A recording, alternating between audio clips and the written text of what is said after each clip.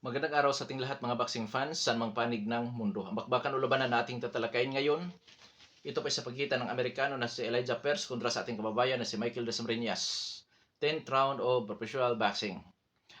Fight schedule, July 25, 2025, nagaganapin po sa United States of America. Mapanood ng live sa DAZN. Sa labanan na ito, tayo po ay maghahayag ng sarili nating fight prediction, comparison at analysis. Na kung saan doon pa po lamang sa ating gagawing comparison. Detalyado po na inyong malalaman kung saan nga ba Miguel Yamado sa naging dihado itong dalawang maglalaban. Ganun pa man, inaanyahin kong pa rin po kayo na panoorin ang buong video. Comparison, prediction, fight analysis.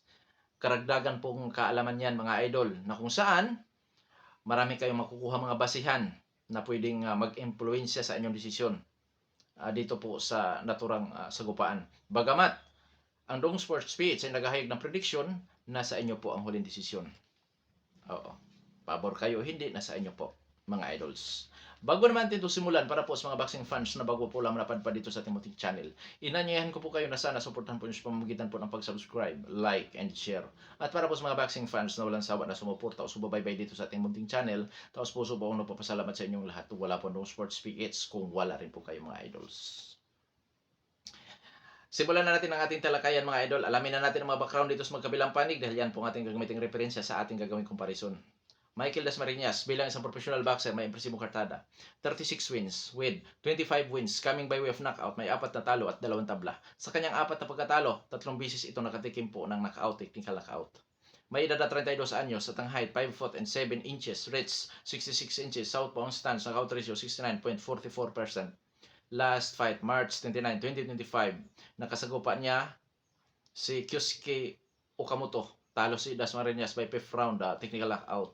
Karanasan o eksperyensya nitong si Michael Dasmariñas, mga idol, dating world title challenger ito sa 4 major title organization na hawak ni Naoya Inoue. Talo si Dasmariñas by technical knockout, mga idols. Pero bago siya maging world title challenger na Inoue, mga idol, may nasungkit na ito na secondary world title belt, which is ang IBO, International Boxing Organization. Bakit ko nasabing secondary?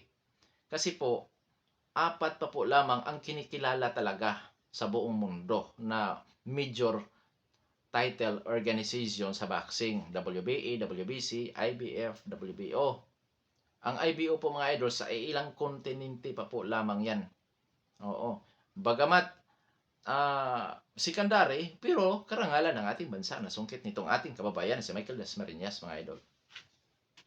So, dating world title challenger at dating IBO, world champion siya, mga idol. Itong si Michael Dasmariñas. Sa skills nitong ating kababayan, boxer puncher, pressure fighter style, defensive style, brawler style, counter punching style. Makamay, masipag din bumato ng mga suntok, taglay ang power, timing at accuracy. Pagdating sa depensa, average. May mga openings din itong ating kababayan na delikadong makounter o masamantala. Pagdating po sa durability, expose po itong ating kababayan sa tagiran o sa bodega, maging sa mga idol. Lamang, itong ating kababayan ay may matinding determinasyon din po, mga idol. Kasi matapos makatikim ng technical knockout, nakaka-recover, nakakabangon itong ating kababayan, mga idol. Oo. So, matindi ang determinasyon. Hindi na bago para sa kanya ang matalo sa puntusan o sa knockoutan. Sa panig naman ni Elijah Pearce, bilang isang professional boxer, may impresibong kartada din po itong Amerikano. 20 wins with 16 wins coming by way of knockout. May 2 talo, ngunit wala pa nitalang tabla. Sa kanyang 2 talo sa puntusan lamang ito natatalo. May edad na 28 anyos at ang height 5 foot and 8 inches. Southpaw din ng stance, knockout ratio 80%. Last fight, August 30, 2024, nakasagupa ang veterano na si Jose San Martin. Panalo by unanimous decision si Elijah Pearce. Karanasan o eksperyensya nitong si Elijah Pearce. Mga nakasagupan nito na dating world title challenger, katulad ni Arthur Villanueva noong 2024, excuse me po, Mike Plania na ating kababayan. Si Arthur Villanueva, kababayan din po natin yan, mga idol. At yung veterano na si Jose San Martin, nakasagupa din itong si Elijah Pearce, si Giovanni Cabrera, at si Sulaiman Sigawa. Si Cabrera at si Sigawa, mga idol, ang nakatalo pa lamang dito kay Elijah Pearce. Oo. Kaya sa record niya natalo siya sa puntusan. Ngayon, dadako naman tayo sa skills ni Elijah Pearce. Para sa akin, boxer puncher din. Pressure, defensive, brawler, counter puncher style. Makamay din po ito. Tagla yung power, timing at accuracy. Pagdating sa depensa, masasabi kong average lang din po. May mga openings din po itong si Elijah Pearce, mga idol, na kung saan delikado din masamantala. Napakabukas ng mukha nito, mga idol, pagka nasa mid-range at close range sa suntukan. Habang umaatake ito, bukas ang depensa, na kung saan pag counter puncher ang kalaban, delikado tong masagop, masugapa niya yung counter, mga idol. Masalo ng kanyang panga. Oo, bagamat may tibay ito, sabi ko nga, may tibay, natatalo lang sa puntusan, pero ang salitang may tibay, hindi sa lahat ng pagkakataon po yan, mga idol, lalo na kung power puncher, makapagpatama ng solido dyan. So, ngayon, dadako naman tayo sa ating comparison. Mga idol, ang pa niya si Michael Dasmariñas sa featherweight division, rank 90 po ito sa featherweight, out of 1,802. Samantala si Elijah Pearce, nangampan niya sa super bantamweight division, rank 13 out of 1,457, kamabuksing lumalaban sa super bantamweight division.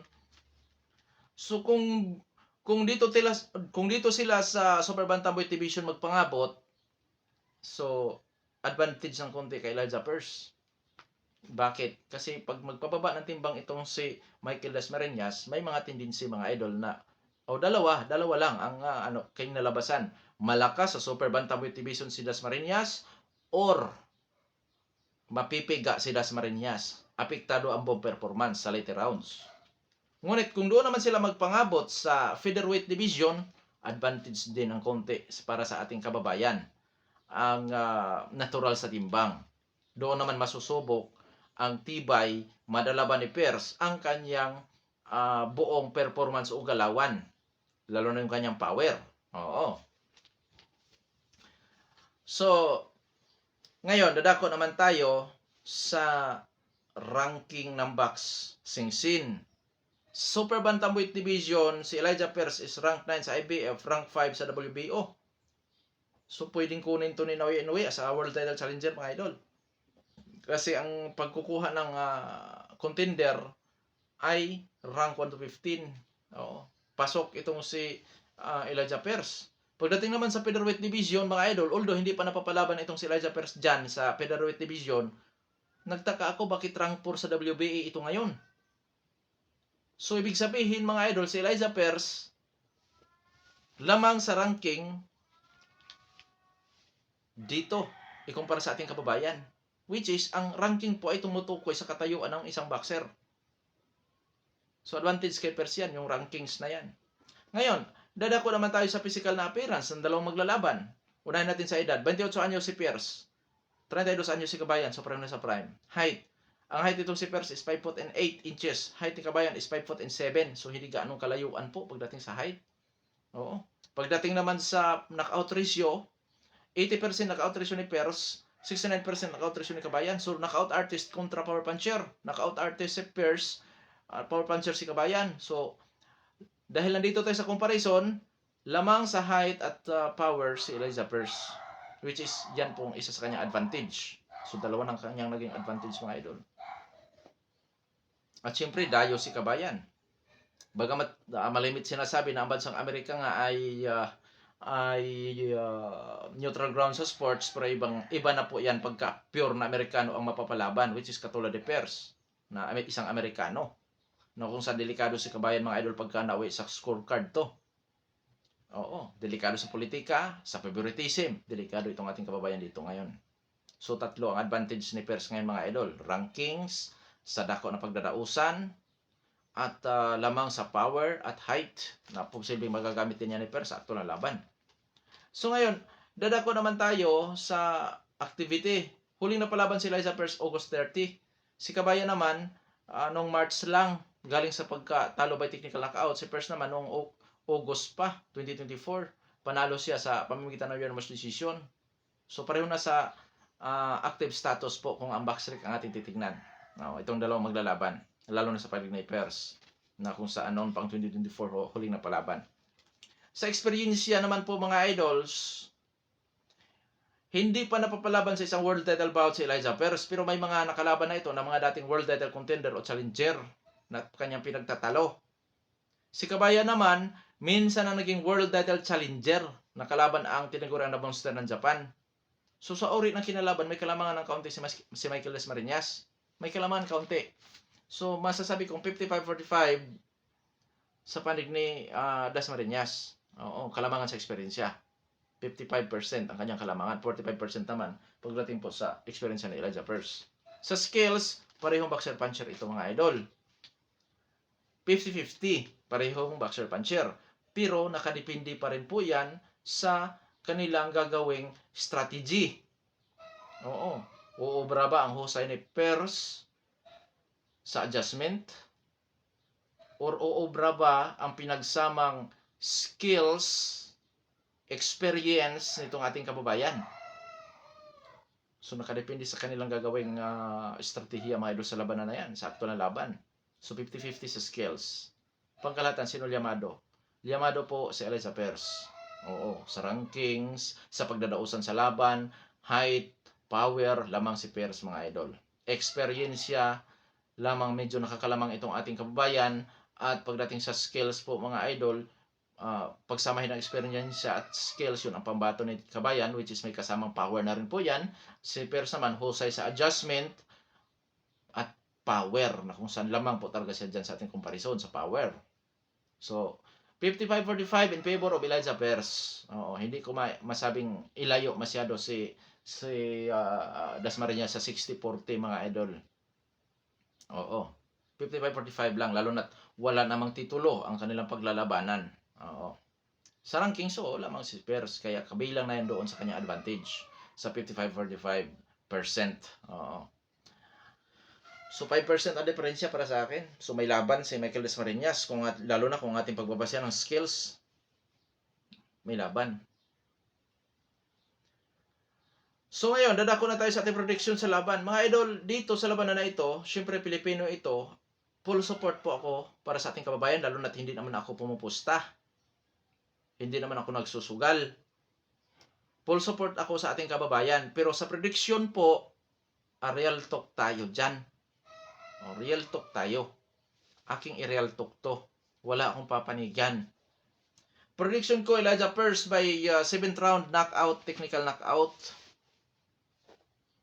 Kung sakasakaling hindi magawa ni Pearce na may knockout si kabayan, which is kakayanin na kabayan ang mga power punches na pakawalan ni Pearce, sa tingin ko, panalo pa rin si Pearce sa puntusan. Gamit ang husay sa adjustment, power, na kung saan posible maging dominado, maging dominante sa laban itong si Pearce. So, pabor ako Pearce naman nanalo, nakautan o puntusan. Ngayon, sa panig naman itong ating kababayan, 5% ang diferensya. So, mga idol, gamit ang kanyang eksperyensya at ang kanyang pagka-boxer puncher, kasama na rin doon ang power, makapiho sa panalo si kabayan once na makuha niya may knockout itong si Pearce. Tanong, Kuya Rong Sports, may chance bang makapagpa-knockout itong si Dasmariñas kay Pearce? Mga idol, kung ang galawan ni Pearce tulad ng huling niyang naging performance na sumabay, nakipagsabayan, may tendency talaga na makapagpatama ng solido itong si Dasmariñas. Nang sanhi ng pagka-knockdown at pagmalas-malasin pa si Pearce, ay posible pa siyang ma-knockout din dyan sa laban na yan. Kaya para sa panig ni Pearce, huwag siyang magpakampante dito sa ating kababayan. Hindi porkit natalo ito sa huling laban, ay walang kakayahan na mang-knockout. Makamay din itong si Dasmariñas. May lakas din. At yun dapat talaga ang gagawin itong si Dasmariñas, ang in-knockout si Pearce sa kanilang laban. Kasi pag hindi niya magawa, mga idol, matinding trabaho sa panig ng ating kababayan dahil mangungumbinsi pa siya ng mga hurado. Sabi ko nga, kumawi sa puntusan, delikado si kabayan dyan. Oo. Kaya tanging pag-asa ni kabayan para makapiyo sa panalo ay ang in-knockout si Pearce, or else pabagsakin niya. Oo. Dahil may tibay itong si Pearce, pabagsakin niya. Kung kaya niya mapabagsak, pabagsakin niya. At nang sa ganun mga idol, makakatulong din po yun para sa kanya pagdating sa puntusan, which is advantage din po makapagpa-knockdown. May kakayahan itong si Dasmariñas, mga idol, na mang-knockdown. Oo. Lalo na sa ginawang estilo ni Pearce, lalo na kung ang gagawin ni Pearce maging kumpiyansa o kampante ito. Tulad ng kanyang mga ginagawa sa huli niyang laban na nakipagsabayan. Oo, may kakayahan si Dasmariñas na mapabagsak. Pero kung uwi sa puntusan, sabi ko nga, delikado si Dasmariñas sa politika, favoritism. Delikado siya dyan sa desisyon. Pero hindi ibig sabihin na walang chance ang manalo si Kabayan sa puntusan. Kaso nga lang, matinding trabaho, sabi ko nga kanina pa, kasi nga, mangungumbinsi pa siya ng mga horado. Oo. Kaya doon naging dihado si Kabayan na kung saan pinaka-piho na kanyang ikapanalo dito ay ang mga knockout. Oo. Bagamat medyo may tibay or may kunat si Spears, pero this is boxing. Anything can happen. Hindi porkit walang kahinaan itong Amerikano, wala akong nakitang kahinaan, ay hindi yan marunong ma-knockout. Nagkataon lang siguro na kaya niya saluhin ang mga suntok ng kanyang katunggali nung una niyang laban.